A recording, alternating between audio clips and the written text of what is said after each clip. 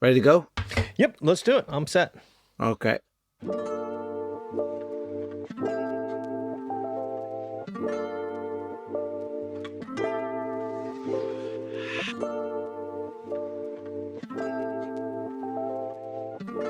Okay, welcome everyone to episode 89 of the Tokyo Jazz Trance podcast. Like all good stories, this is the sequel to the previous episodes.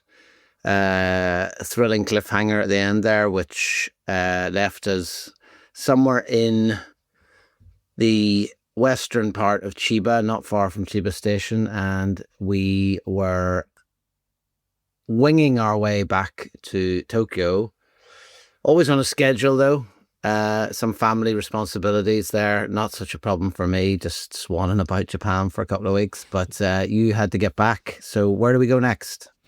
Well, I'm confused about that cliffhanger, to be honest. I wasn't sure it was that dramatic. You threw me there. Wow. So, geez.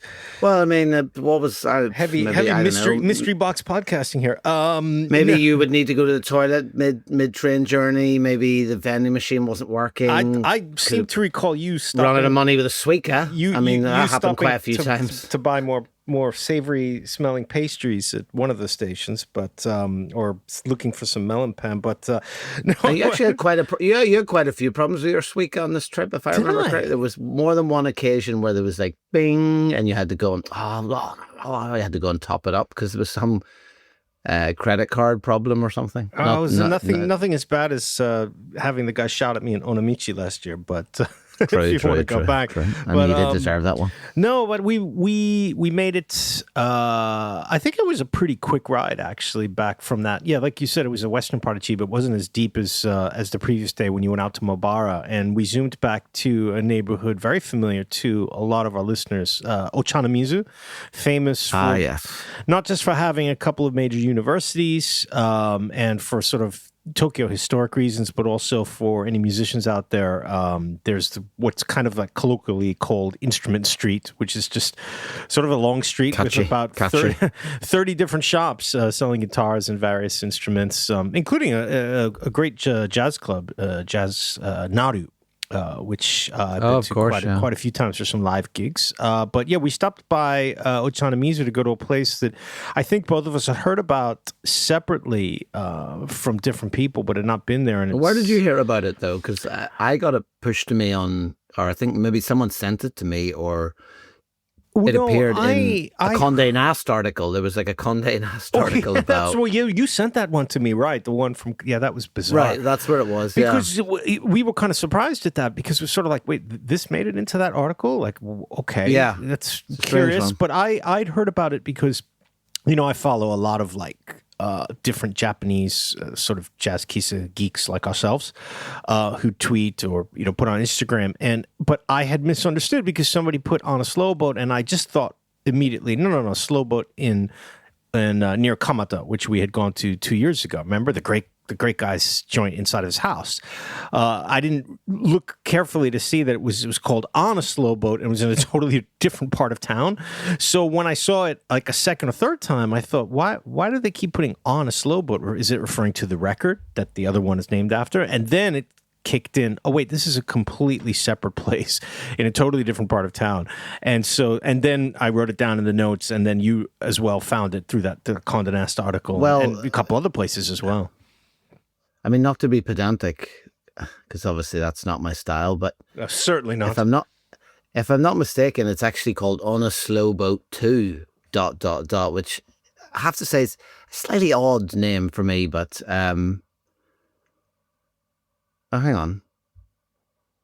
Well, funny enough, I was just trying to find it there, and there's actually there's a slow boat in Singapore now as well. So apparently there's been a rush on slow boats, but which is ironic. But no, I mean, I think it's called On a Slow Boat too, obviously named after the On a Slow Boat to China. But it's the Sonny Rollins, the Sonny Rollins tune, which our friend at the only slow boat, Jazz and Cafe in Compton, was very clear when we went to talk with him. He actually pulled out the album to show us, and also referring to the Murakami Haruki story. So I guess that must be a track that has some sort of deeper meaning to a lot of these Jazz Keys of Generation guys. It can't be a coincidence that there's three of them. Well, it's an older track. It's not. I mean, Sonny Rollins played it, but it was done by Rosemary Clooney and Bing Crosby, Ella Fitzgerald, Frank Sinatra, Dean Martin, Sammy Davis Jr., Fats Domino, and even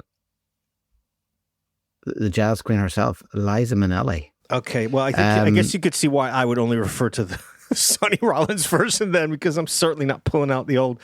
I like a little Liza now and then, but I'm certainly not pulling out her recording of it. So, hang on a minute. Roger Moore also did a version of it with no less than Miss Piggy from the Muppets. So, I mean, it's got serious pedigree, this track. So I can see why you'd name your shop after. But yeah, it's sort of a slightly clunky name, but I suppose, again, a bit like we saw with Dolphies and Jazz in Dolphies and Dolphy. Maybe it's a way to kind of distinguish it slightly. But neither of us, as you say, neither of us knew about it and sort of weirdly somehow ended up included in this Condé Nast article. But I'd say it's safe to say it didn't disappoint. I mean, it'd been kind of a longish day, and it was definitely that sense of I think we got there. There was probably just under an hour left, and they were closing that day, and we got there in perfect time.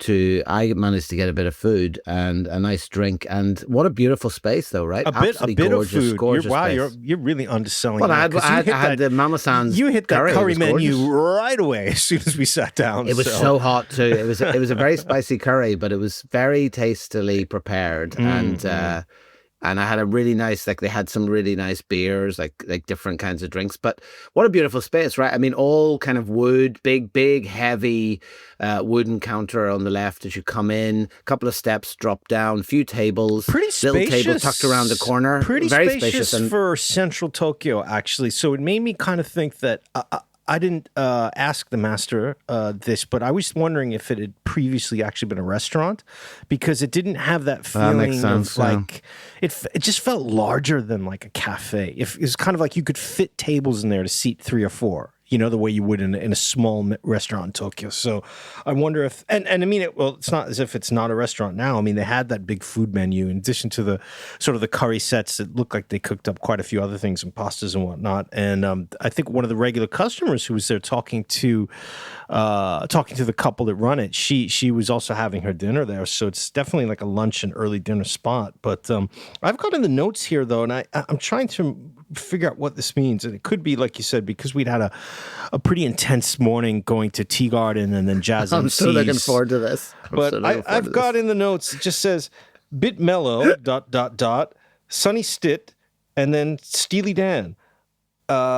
And like someone told me as well that they heard Steely Dan when they went in there, and then I've also got John Lennon written down. But why do I have John Lennon? I'm not remembering this at all. The John Lennon I do remember because just yeah, okay. So just for clarity, so like, I mean, it is very much a jazz place. When you come in, I mean, I think you hit the nail on the head. It could have been a restaurant. It's got one of those, which you see a lot in Japan, one of these big, heavy, kind of wooden, like I'd say early 20th century type tables with big, heavy wooden chairs right in the middle of the table. And then towards the end, he's got these beautiful kind of wooden case speakers, and in between that there's records, and off to the left there's this beautiful kind of like mid-century modern type piece of furniture, and then over to the left again he's got all the records and a whole load of other CDs and books all tucked away nicely.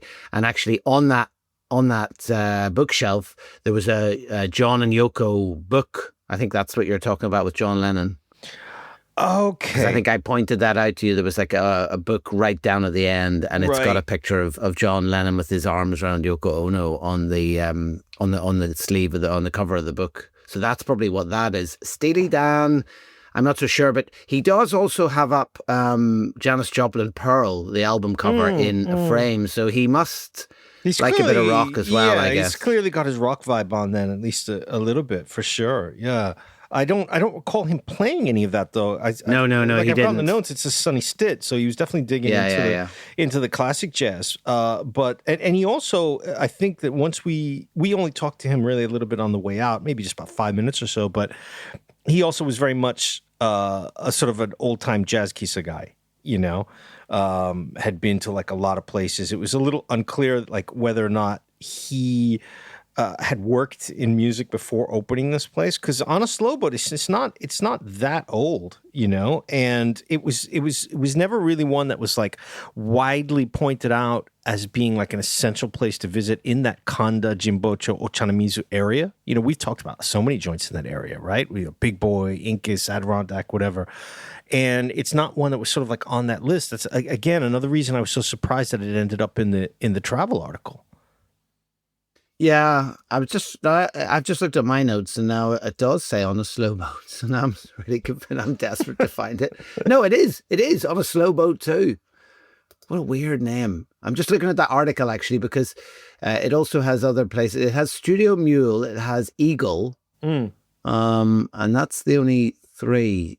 Very odd. Here are three to know. I feel like that article originally was longer than three, but anyway, they may have reduced it for some reason or other. But I think you said there that we spoke to him at the end, but I don't know I think you always had some sort of memory lapse because I think originally when we started, he's an old school jazz kissa guy, but he's definitely not an old guy. Like I've actually got, they're kind of a younger couple. They're not young, but they're not like an elderly couple by any means. And actually, once we kind of started chatting to him, I think I mentioned the article, and he said, "Oh yeah, they did come to photograph here." And then we said, "Well, have you seen the photographs and the article?" And he said, "No." And then yes, that's right. Sort of like a break of about 5 minutes, and then next thing he sort of came over and stood beside me, and he was like, Could you show me the article? I remember that. And now. so, yes, I remember. So then I had to find it. I think I had to find it for him and show it to him.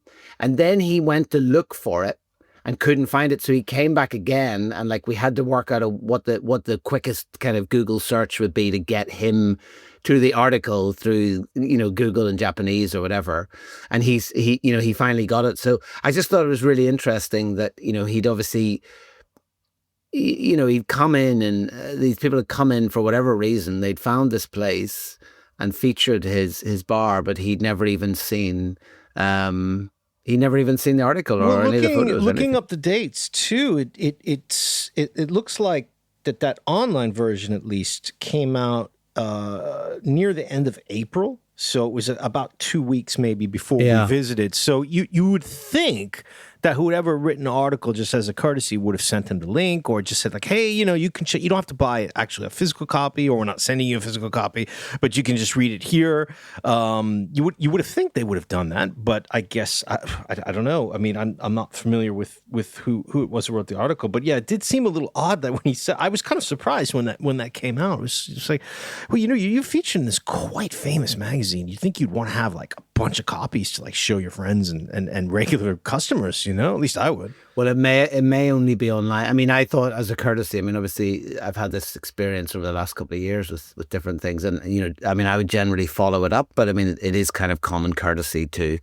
But I think to sort of say, well, here's the link. By the way, thanks for cooperating. But the reality is now with I think so much online content needing to be created all the time that people just kind of create something and like move on. Just looking even at this article, it's an odd choice of three places, and then it's again, and we don't want to go too off on our regularly scheduled ranting about the use of vocabulary, but I can't help it. It's just because, look, Mule is a great place, okay? But by no means it should be featured in an article called Tokyo's Jazz Kissa. That's just inexplicable. Frankly, bordering on sloppy. If the author made that decision to do that, that's fine. But somebody at Condé Nast needs to be editing that better, because it's just not a jazz kissa. So what do when you do that? What you're showing me is that you're not taking this very seriously as a presentation of like this community in Japan, and considering the huge tourist boom that's been occurring in Japan the last few years, I would expect more of an international magazine. So I think it's really, really sloppy. Yeah, I mean, full transparency, Tokyo Jazz Joints was also featured in Condé Nast in quite a long article, which you can find on the Tokyo Jazz Joints website. But it was done very much in collaboration with the writer who created the article. So, I had quite a lot of input into that, and I think I was able to actually have a look at it before it went up. But yeah, I mean, just even, we've got Shunjuku here instead of Shinjuku, and yeah, I mean, Eagle sort of sit at one of the widely spaced tables and taking a Dexter Gordon recording played on the original Blue Note vinyl. I mean, it's sort of populating a website. But anyway, this guy somehow, who knows how, but he'd sort of come to someone's attention somehow. And his name is Shigetoshi Shirasawa, which is not the easiest name to say quickly. But yeah, he obviously had this place. And I think he said it had been open 5 years, because we were like, oh, you just recently opened, and then someone says 5 years, and you think, oh, it's just that we didn't know about it. It's like a little bit of a slap in the face. Yeah, but, and he's like, oh, so you guys have been to literally every prefecture, but okay, you didn't know my joint, but here in not Tokyo. Here. Sorry. Yeah. Yeah, so nice place to get some drinks, nice place to get some food, and he also had, which we've seen in a few places, some art and whatnot hung around the wall. I think it was local artists, so they're kind of using the space as a gallery as well. So yeah, lovely spot. And so we headed off there and on to the next place. So you were heading home as we've already covered, and I thought, well, look, I'm going to maximize this time here and head off to a place that I had come across. I'd come to my attention through Instagram, and I think I'd sent you on the link, and you weren't aware of it either. But a slightly mysterious bio about not having many seats, so please either call or message to reserve a seat. Happily enough, I must say it wasn't a problem, because I was there entirely on my own actually for most of the time. But it was up towards the sort of Ikebukuro area, which at that time, and being quite tired, I thought, oh, can I face it? But I thought, no, look, I'm going to push on here and keep going. And I know that you also happened to get to it just yesterday. So I think we're going to be literally comparing notes here on Bar Believer, which I have to say for me was definitely one of the highlights, because it was just not what I was expecting at all. And I had a really nice evening. Totally on board with that. Not what I was expecting either. And exactly the same feeling. It was like Kanemacho Station. What? Where's that? I don't know. Yeah. Maybe I've heard of it. I'm not sure. Turns out it's not even a 15-minute walk from the west gate of Ikebukuro Station, the ginormous commuter hub of Northwest Tokyo, where a lot of our listeners are going to know that the legendary Paper Moon is located. And actually, I walked back right past Paper Moon last night. I walked back to Ikebukuro. It's not even 15 minutes. So it's not nearly as far away as either of us were thinking, I think, when we saw the address. And yeah, Philip, I think it turned out to be definitely different, because one of the things that I noticed on that sort of mysterious Instagram profile that you mentioned was, where he had said, like, there's a cell phone number, and it says, like, well, we're kind of small, so please call if you're a group. And then it says, like, jazz and fusion. It says jazz fusion. And so I was thinking, oh, okay, that's pretty unique. It's it's a fusion jazz bar. It's not really that many of those that, really focus on just fusion. So I was quite curious, but showing up and going in is a completely different slogan. Do you remember the beautiful sign out front? He's got that gorgeous, like, sort of dark blue sign with the yellow letters. It says Believer, and then it says under that the slogan, music starting from jazz. Yes, music starting from jazz. And I was just like, such a nice concept. And actually, I really got to chat to him. I'm sure you did too, but I'd be interested to see if he said the same thing to you, because he'd actually just opened in August, and I sort of tend to always ask, how's business, or particularly if some places has opened. He was like, yeah, kind of so, but he had a really interesting approach, because I've got here that he basically DJs, which I think is really interesting. So he kind of plays either a track or one side of the record. He's got the headphones on, he's flipping back between turntables, and And this seems to be the approach. You know, he's very much like, you know, he described himself as a jazz no kodomo, so like a jazz child. So he wasn't sort of saying, oh, you know, I'm this kind of jazz expert. And I got the sense that he was still almost like finding the way through this collection that he had. Oh, absolutely. Because we actually got into that a little bit. I don't know if he told you, but what his background was, what he was doing before he opened Believer, because I saw all those records. And I think I sent you the picture on my way home last night of like sort of just him in front of the record cabinets. There's a lot of records in there. And I was like, oh, okay, so you've been collecting a while. Were you working in music before this? Did you have another joint, et cetera, et cetera? He's like, no, actually, I ran a yakitori shop, a grilled chicken shop in Shibuya for 22 years.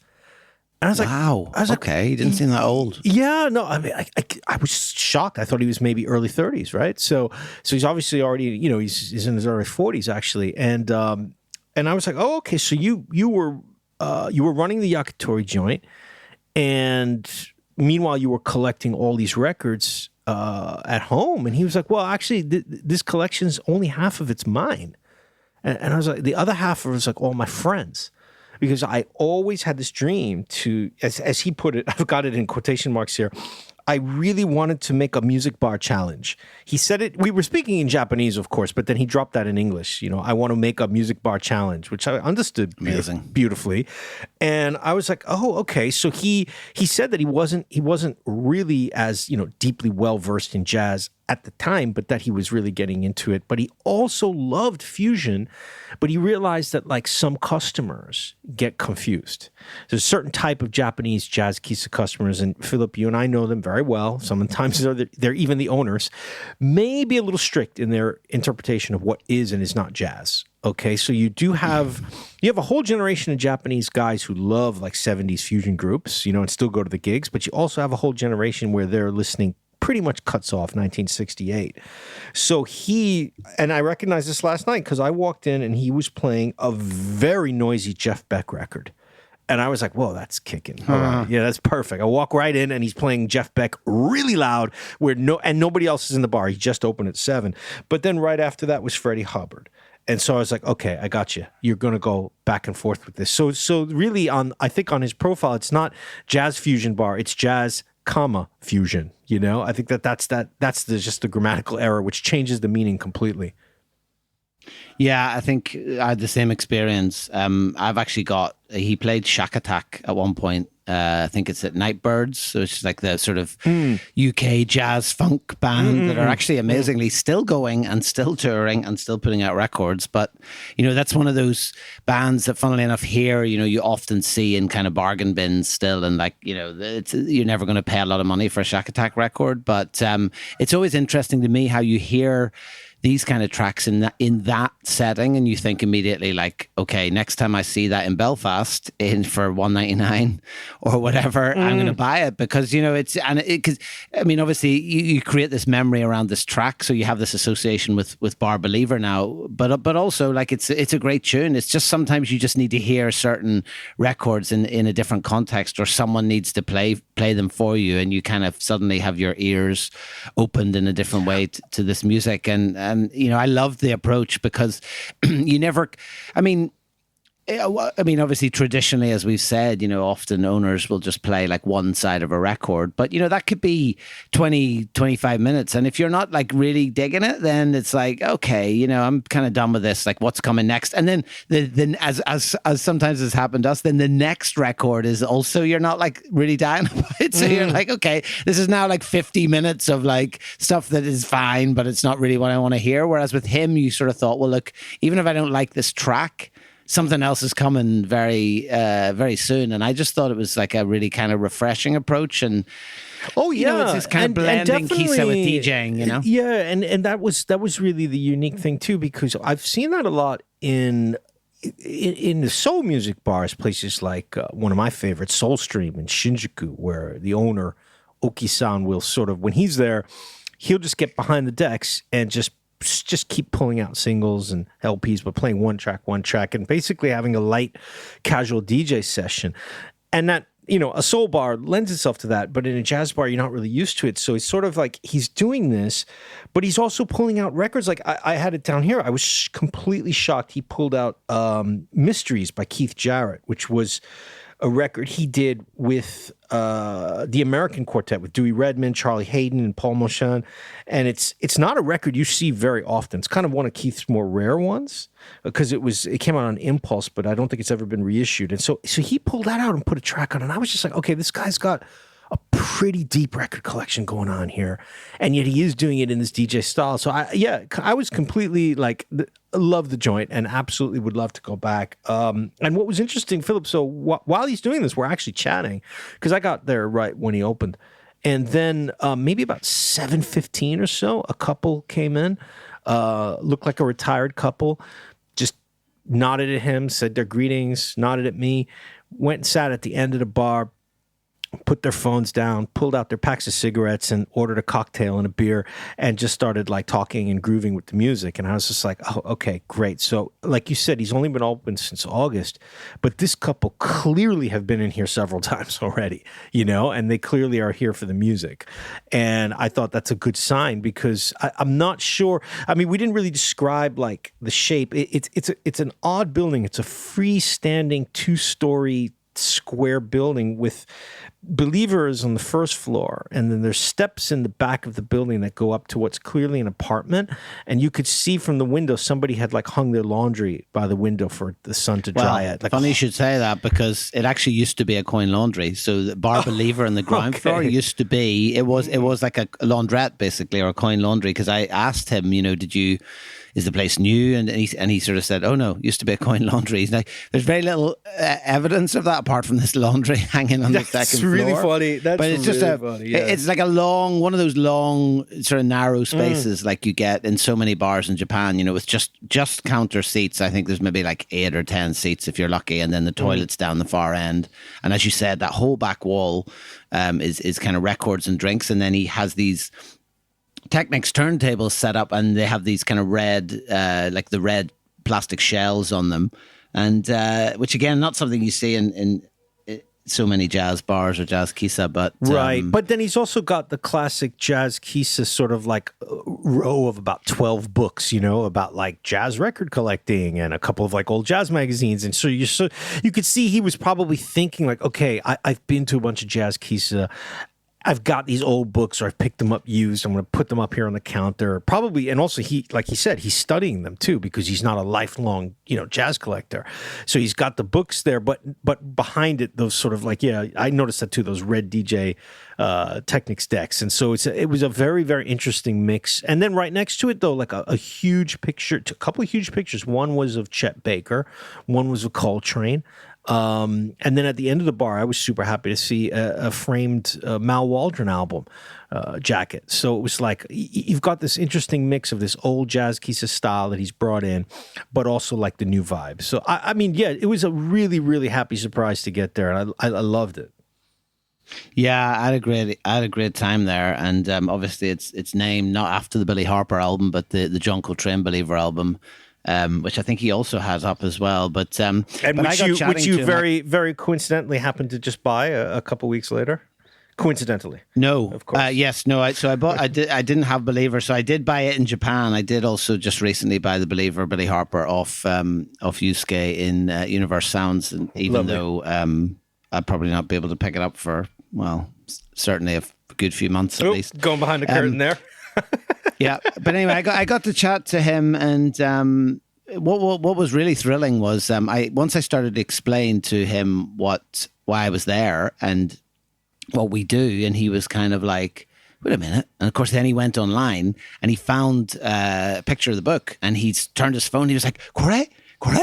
And I was like, yeah, that's it. And he was like, oh, Corey, you made that. He's like, this is famous. And I was like, oh, you know it? And he was like, yeah. He said, I've seen this on Instagram, and like I knew about this. So like it's really cool that and he came around, gave me a big handshake and all.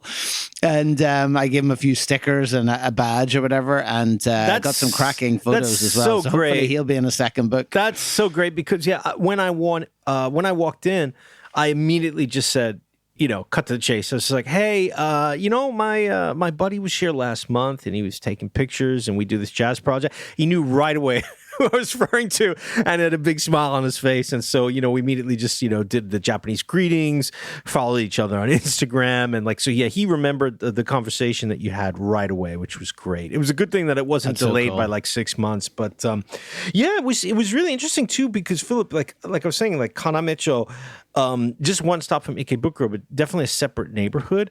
And so I was saying to him, I was like, well, it's probably good you can get some of the local customers around here. There's not really any music bars. He's like, no, look, right across the street there's just like soul music bar. It's been here for 25 years.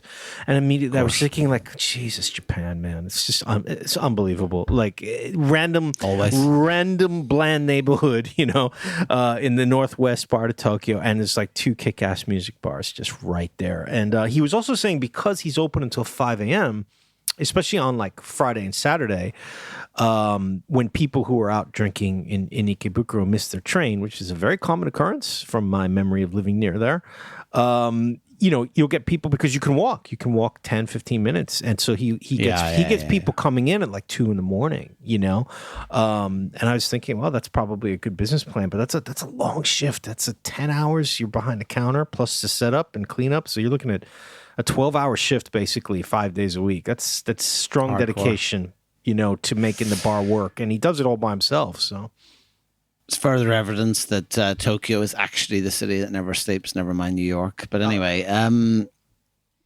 you sort of referenced it earlier on your way to Believer or on your way back from Believer, but rather than just walking past it, I thought, well, where I haven't been for a long time, and it's somewhere I always see when people that we know and friends of the project go to Japan and they're there, and I think, I have to get back there. And finally, on this trip, I was able to do it. So I headed actually up the stairs to Paper Moon, went to the wrong floor, and I was like, no, come on, it's closed. And then I was like, no, wait a minute, the sign's out. So I just had got the wrong floor because I had that memory of there being a lot of stuff on the door and the sign out on just when you come out of the elevator. And so, of course, I went back down. I was like, yes, this is it. So I found the right floor and went into as what you described as the legendary Paper Moon. And I mean, it's no less legendary now than it was the first time I went and photographed it. And but Philip, you hadn't been back just a gorgeous place. You hadn't been back for a long time. Do you know what? I don't right? think I had. I don't think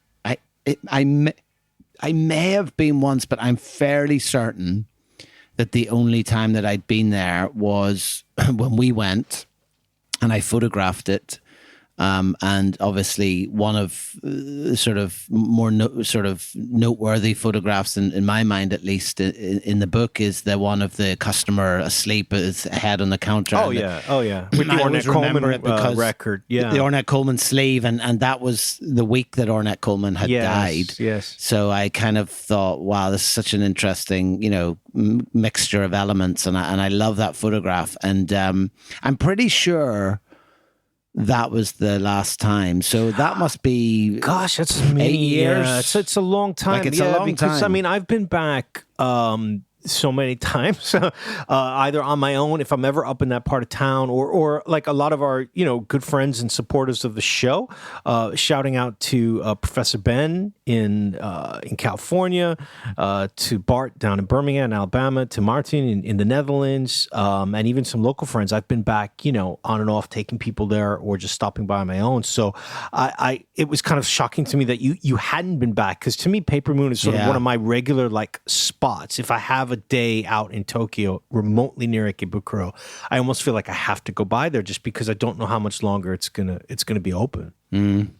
Well, he sort of hinted. Funny you should mention it, because we did get into that conversation actually. So I was sort of keen to share it with you when it happened at the time. I wanted to actually. He sort of hinted at a little bit at that as we got into the conversation. So first of all, when I came in, there was actually another couple there.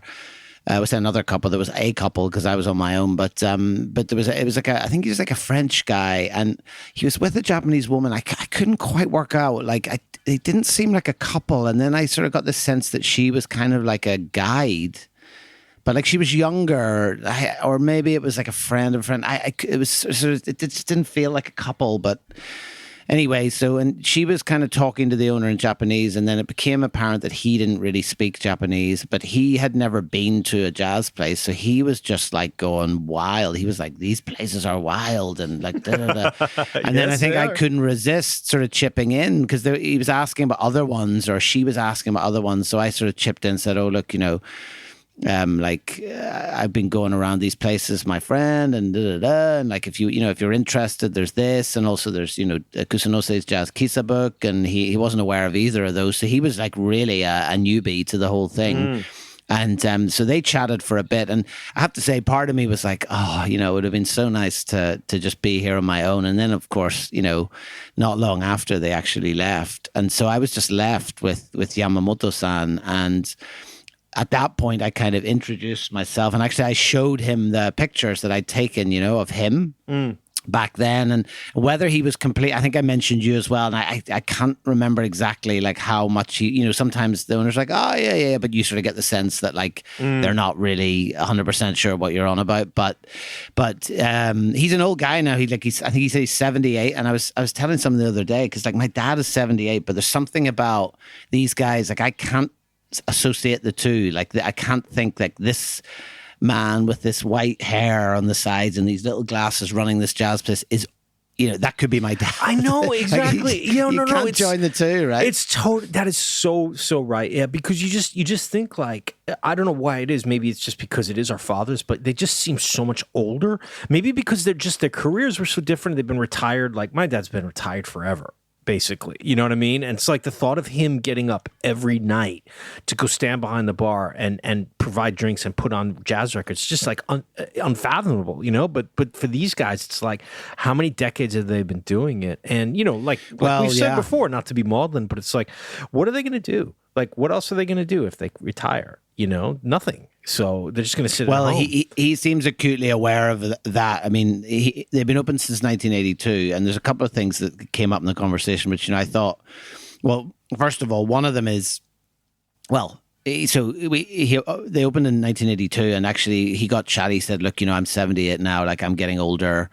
And he already referenced, that I think he closes at 11 now, and it used to be 1. He was like, I just can't do like 1 a.m. anymore. Like it's just too much, So there's kind of that awareness, right? And actually then, and bombshell alert, but he kind of said, I'm actually thinking, maybe I'm going to close in a couple of years, and maybe completely. And I was like, what?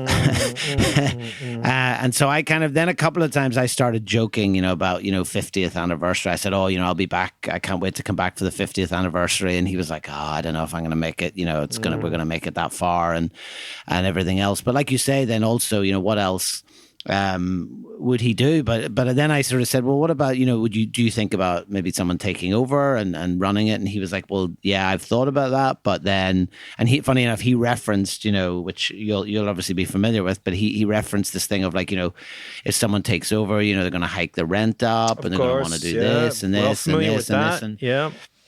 Yeah, so, like, you can tell he's kind of in this place where he's like, well, look, I've done this for all these years. And it's really tough because, I mean, look, we talked previously about our wonderful experiences last time in Kyushu at Coltrane, where the lovely couple there have sort of taken the time to make that plan, that sort of transition plan, one way or the other. What to do with the venue, what to do with the records, what to do with all of the things that they have inside the shop. But not everybody has been spending time doing that. So the fact that he's thinking about it now, and it is pretty daunting. Think of how many thousands of records he has there, man. Like even just moving them back home, you can't, he's like you said, he's 78. He's not going to be like picking up boxes of records and then taking them down the elevator, taking them to the train or car. He's got to get somebody to move them. And so there's so many things to think about. And you can kind of see that it's, I get the feeling based on the last time I went to, and it was a while ago, but when he was sort of mentioning that too, that it is a bit stressful, Yeah. And there you see those kind of things that we that are very familiar. There's the kind of writing things on paper, like a lot of writing notes of things. Yes. And he's still sharp, like he's calculating the bills, and it's all just done, with a pen and paper and so on. But I mean, what's kind of amazing is that I just sat there and I was like, was so happy because I just had the whole space to myself. I got to re-photograph it a bit, photograph a few more things, and got a couple of really nice photos of him. I actually asked him as well, like, could I take him? So I got a really nice portrait of him.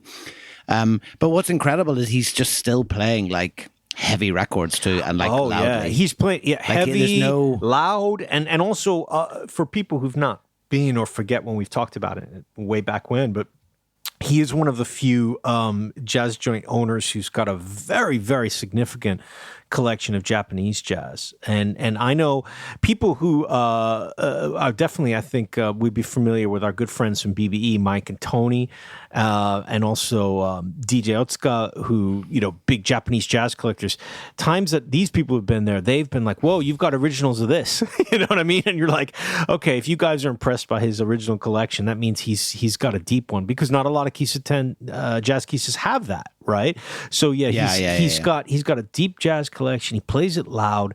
He's not making any accommodations for, like, even with all this like exposure in the Western press, like he's still got the old tattered sardine can sign for 600 yen behind the counter, which always makes me laugh.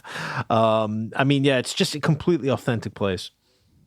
Yeah, it's great. He played a load of stuff, but the one that stuck out with me, which I've written down, was Beyond the Rain album by Chico Freeman, who I sort of discovered a little bit more last year. We talked about in Mingus and that beautiful Spirit Sensitive album, but this is another one I need to get. There's a couple of particular tracks on it, and you just sat there again. I mean, it's just heavenly, right? It's been a fairly long day.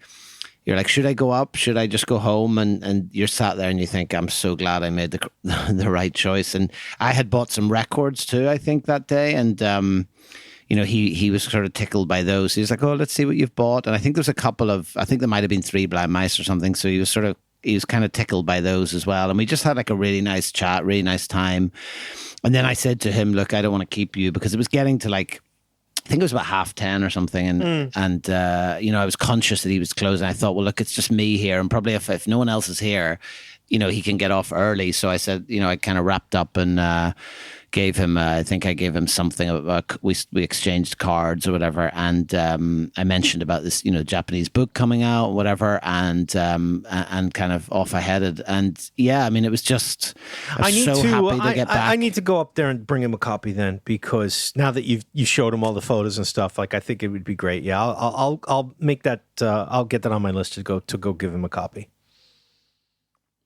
So that was Paper Moon, and not satisfied with that. I thought, well, look, I'll just round off the evening with another place, and I timed it in such a way that I thought I can probably get to Doug before I go home, and it was supposed to close at 11, so I legged it to Shinjuku and got to Doug, and annoyingly, on the door, it was already closed. I was like, oh, come on, it just would have been the perfect way to finish off the day. But, being just a sort of someone who hates being told no, I just opened the door and headed down the stairs anyway. And I sort of expected to get the kind of crossed arms and get shooed out. But what struck me is it's quite chaotic. So first of all, it was completely full. I'd say 80%, 90% were non-Japanese customers. It was so smoky. Like, smoke never really bothered me, but I think now that I live somewhere where it's not a thing, you really sort of like, you're not so acclimatized but to also, it. like, Doug's it's a basement bar, does not have much ventilation. Yeah. It is exactly. very, even on a light afternoon, it's very, very smoky. So I can imagine that time of night, if it's been packed, you're gonna walk into a cloud for sure. Yeah, I mean, if you're diving into the podcast for whatever reason from this episode, first of all, there's another 88 that you can listen to, but secondly, Doug is one of the legendary jazz kisa run by one of the legendary owners, Nakadaira-san, who was also a very famous and accomplished jazz photographer in Japan, but he passed away sadly last year. And the reason I went actually was just because I wanted to. I know you'd given a copy of the book to Nakadaira's son, who is the owner. Yeah, and I have to say, yes, who's been very, very kind to support us. Yeah. Yeah, and he's I have to say, bit older than I was expecting, actually. I hadn't realized he was quite so old, but I just wanted to go and say thank you. That was the only reason I was going, was just to sort of do ISATs and say, listen, thanks very much for your support, and, you know, blah, blah, blah. And obviously it was quite late. They were closing, and I frankly did not want to sit in like with it being so smoky and so full. So it was a strange one, because I came down the stairs and then it was kind of like one, like the finger went up for like, is it just you? And I was like, yeah, it's just me. But then I was sort of like, should I stay? And I actually said, I just want to say hello to Nakadaira Jr., you know, and then sort of the weirdest thing happened. So as I was sort of standing, there's a couple of people came to pay. And then next thing I heard this guy go, "Hey, Philip." And I was like, "What?" And I turned around, and it was Ken Hidaka, who, if you don't know, is heavily involved with BBE. He does all sorts of stuff in Japan. But huge veteran of the music scene here. Yeah. Ken does so many things and does all sorts. Great supporter of ours and of my podcast too for many years. Yeah. And if you have any of the BBE compilations, or indeed any of the masterclass series, you know, Ken's hand is somewhere in there, involved in the logistics and the Japanese side of licensing and all this kind of tricky stuff, and works very closely with Tony and Mike and BB Records. And so it was Ken.